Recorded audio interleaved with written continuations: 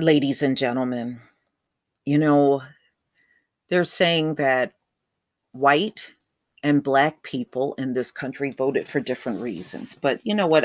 I'm not shocked by that, you know, and I'm also not shocked that there's still people in our community that believe in democracy, despite the fact that we haven't seen any ever, ever.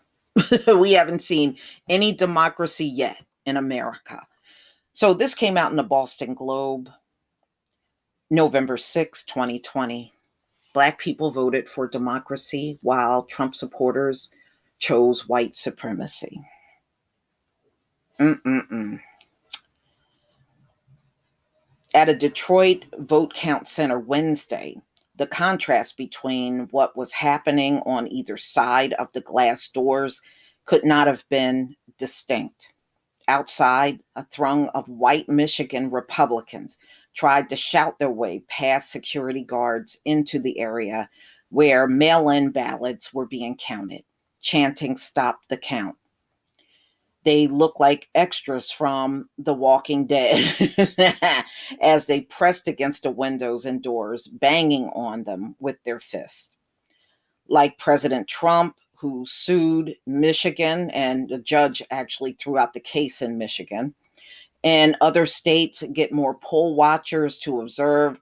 They wanted to thwart democracy. Meanwhile, the poll workers inside, many of them black, went about the solemn business of recording the votes and protecting democracy. With the largest black population by percentage of any minority American city, Detroit helped make the difference for Joe Biden, who won Michigan. That was also the case in Wisconsin, Georgia, and Pennsylvania, where black people overwhelmingly had Biden's back. Oh, that's painful. That's painful. Biden is poised, so he's already been announced the president, so they're just saying, he got more votes than Trump, and we know that is the case. So they're pretty much saying that black people posted their ballots to defend democracy while the majority of white people again chose white supremacy. While more black voters went for Trump than they did in 2016, a wide majority of voters for Biden and Senator Kamala Harris.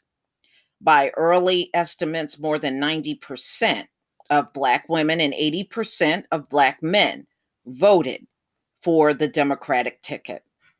White voters supported Trump in even greater numbers, including 55% of white women, up from 52% in 2016.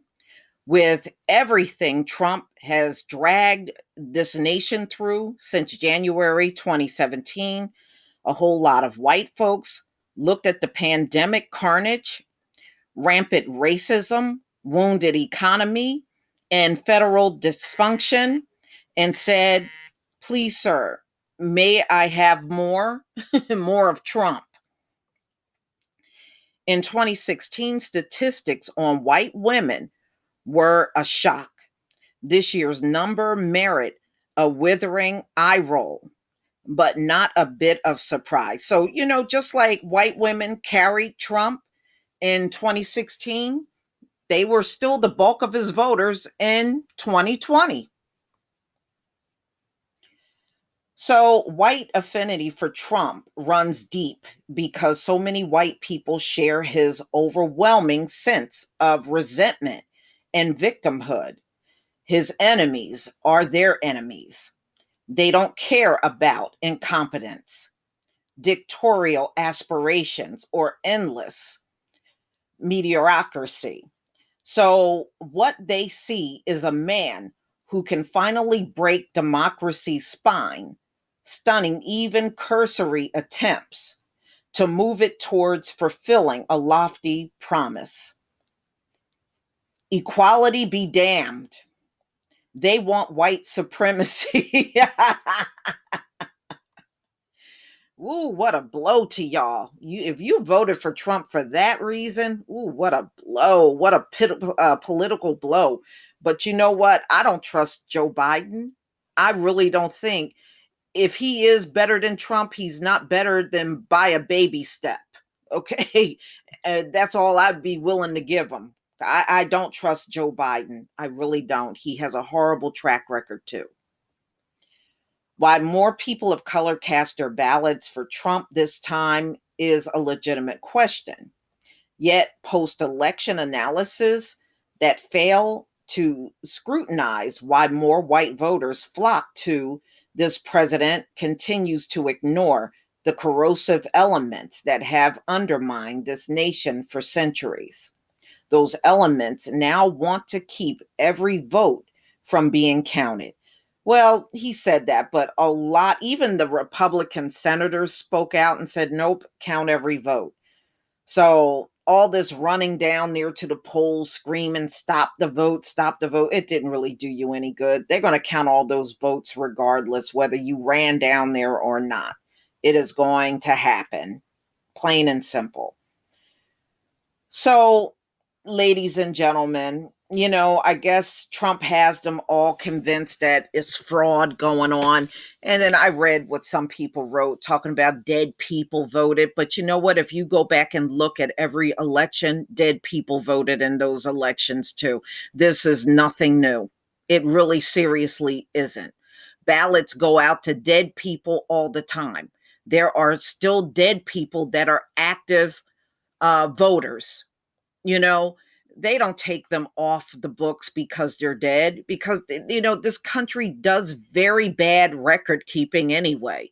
I mean, listen to what I'm telling you when I tell you these folks are bad leaders. They, just because you plop your behind in the driver's seat, it don't make you the best driver.